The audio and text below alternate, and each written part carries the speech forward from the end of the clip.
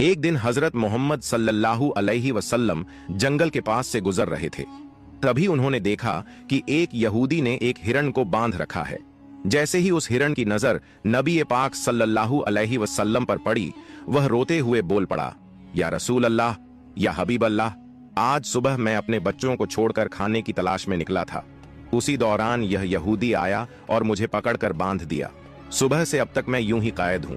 या रसूल अल्लाह सल्लल्लाहु अलैहि वसल्लम, मेरे छोटे छोटे बच्चे हैं। सुबह से मैंने उन्हें दूध नहीं पिलाया। वह मुझे ना पाकर परेशान हो गए होंगे। शायद उनका गला दूध ना मिलने की वजह से सूख गया होगा।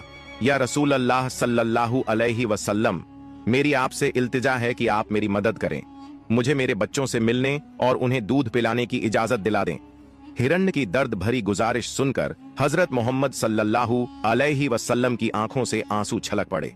आपने उस यहूदी से फरमाया, ऐ यहूदी, तुमने इस मासूम हिरण्य को क्यों बांध रखा है? यहूदी ने जवाब दिया, मैंने इसका शिकार किया है। जंगल के जानवरों का शिकार करना जायज है, इसलिए इसे बांधा है। नबी अकरम सल्लल्लाहु अलैहि वसल्लम ने फरमाया, क्या तुम नहीं देख रहे कि यह एक माँ है? इसके थन दूध से भरे हुए हैं। यह अपने बच्चों को दूध ना पिला पाने की वजह से परेशान है। इसे छोड़ दो ताकि यह अपने बच्चों को देख सके और उन्हें दूध पिला सके। यहूदी ने कहा, मैंने इसे बड़ी मेहनत से पकड़ा है, अब तुम्हारी बात मानकर इसे क्यों छोड़ दूं? हजरत मोहम्मद सल्लल्लाहु अलैहि वसल्लम ने नरमी से समझाते हुए फरमाया, इस मां हिरण को एक बार अपने बच्चों के पास जाने दो। वह उन्हें दूध पिलाकर और मिलकर वापस तुम्हारे पास लौट आएगी। यहूदी ने तंज से कहा, बांधा हुआ जानवर आज तक वापस आया है? क्या ऐसी कोई मिसाल है?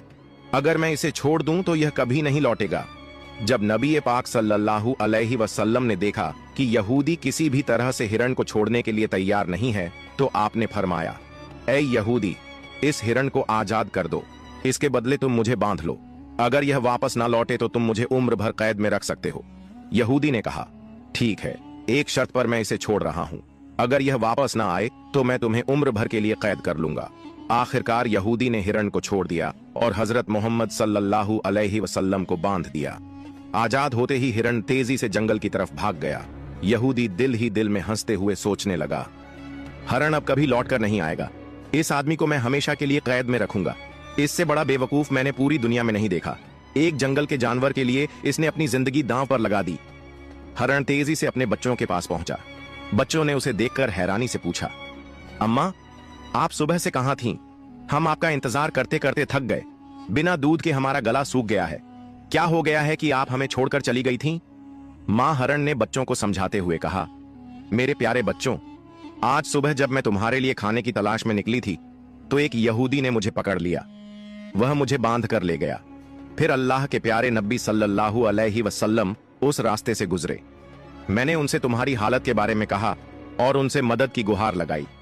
हिरण ने आगे कहा, नबी करीम सल्लल्लाहु अलैहि वसल्लम ने मेरी मदद करने के लिए खुद को उस यहूदी के पास गिरवी रख दिया ताकि मैं तुमसे आखिरी बार मिल सकूं। अब मुझे वापस लौटकर जाना होगा क्योंकि मैंने वादा किया है कि मैं जरूर लौटूंगी। मां हिरण ने अपने बच्चों से कहा, मेरे प्यारे बच्चों, वह नरदिल यहूदी अल्लाह के प्यारे नबी सल्लल्लाहु अलैहि वसल्लम को बांध कर रखे हुए है। इसलिए तुम जल्दी से मेरा दूध पी लो। मुझे वापस जाना होगा। मैं अपने नबी को तकलीफा में नहीं छोड़ सकती। जब हिरण के बच्चों ने यह सुना कि उनकी मां नबी करीम सल्लल्लाहु अलैहि वसल्लम को यहूदी के पास गिरवी रखकर सिर्फ उनसे मिलने और दूध पिलाने आई है, तो वो रोते हुए बोले, अम्मा, आप कैसे सोच सकती हैं कि हम उस नबी के रहते हुए आपका दूध पिएंगे जिन्हें यहूदी ने कैद कर रखा है? नहीं, हम आपका दूध नहीं पी सकते। आप चलिए, हम भी आपके साथ चलेंगे। हम अल्लाह के नबी की तकलीफ सहन नहीं कर सकते।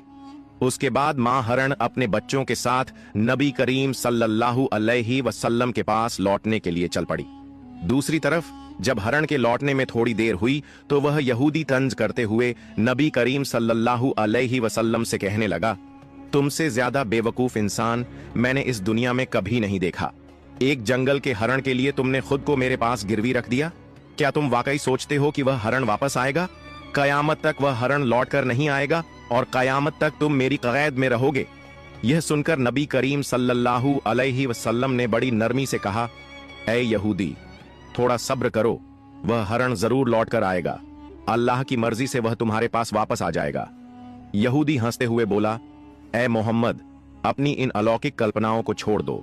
मैं पूरे यकीन के साथ कह सकता हूं कि वह हरण कयामत तक वापस नहीं लौटेगी। इस तरह कुछ समय और बीत गया। यहूदी मन ही मन सोचने लगा, मोहम्मद को बंधक बनाकर मैं इसके साथियों से बहुत सारा धन वसूल करूंगा। क्या कभी कोई हरण इंसान की ममता के कारण लौटकर आया है? थोड़ी देर और बीतने के बाद यहूदी ने देखा कि न सिर्फ हरण लौटकर आ रही है, बल्कि उसके साथ उसके बच्चे भी हैं। यह देखकर वह हैरान रह गया। फिर नबी करीम सल्लल्लाहु अलैहि वसल्लम ने हरण से पूछा, ऐ हरण, तूने अपने बच्चों को साथ क्यों लाया? वादा तो यह था कि तू अकेले लौटेगी। मां हरण ने जवाब दिया, या रसूल अल्लाह, जब मैं अपने बच्चों के पास पहुंची और उन्हें बताया कि अल्लाह के प्यारे नबी सल्लल्लाहु अलैहि वसल्लम ने खुद को एक यहूदी के पास गिरवी रख दिया ताकि मैं तुमसे आखिरी बार मिल सकूं और तुम्हें दूध पिला सकूं, तो मेरे बच्चों ने रोते हुए कहा, अम्मा, आप कैसे सोच सकती हैं कि हम अल्लाह के नबी को बंधन में छोड़कर आपका दूध पिएंगे?